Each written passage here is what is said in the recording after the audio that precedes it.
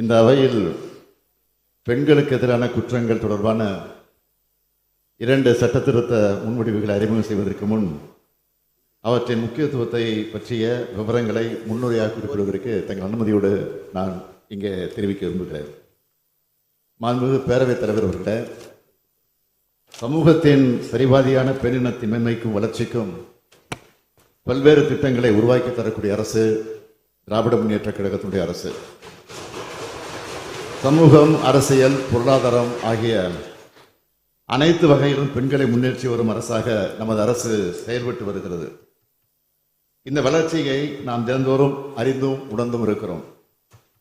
இதன் மூலம் பெண்களின் சமூக பங்களிப்பு அதிகமாகி வருகிறது. இத்தகைய சூழலில் பெண்களுக்கு பாதுகாப்பான மாநிலமாக தமிழ்நாடு திகழ்ந்து கொண்டிருக்கிறது.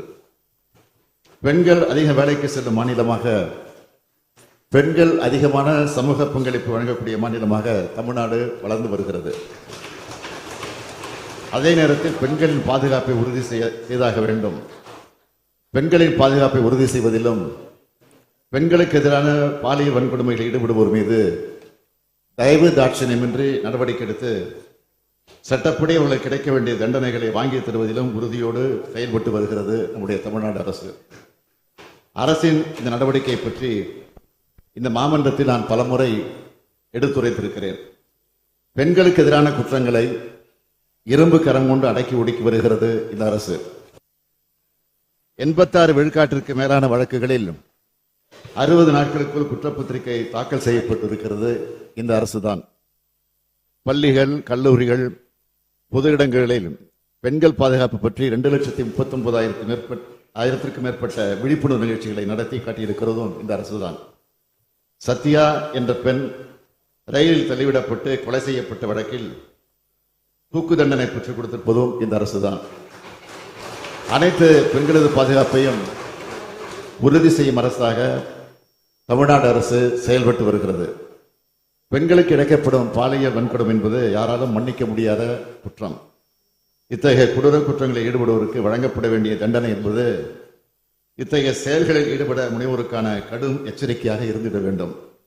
இந்த வகையில் BNS சட்டத்தின் கீழும் நமது மாநில அரசு சட்டங்களின் கீழும் ஏற்கனவே இத்தகைய குற்றங்களுக்கு தண்டனைகள் வரையறுக்கப்பட்டிருந்தாலும் இத்தண்டனைகளை மேலும் கடுமையாக்கிட வேண்டிய அவசியம் உள்ளதாகவே இந்த அரசு கருதுகிறது.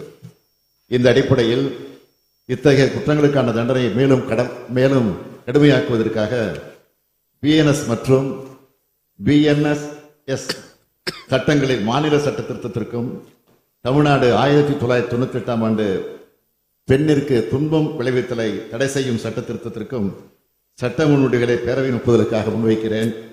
அனைத்து உறுப்பினர்களும் இதற்கு ஒப்புதல் அளிக்க வேண்டும் என்று கேட்டு அமைகிறேன்.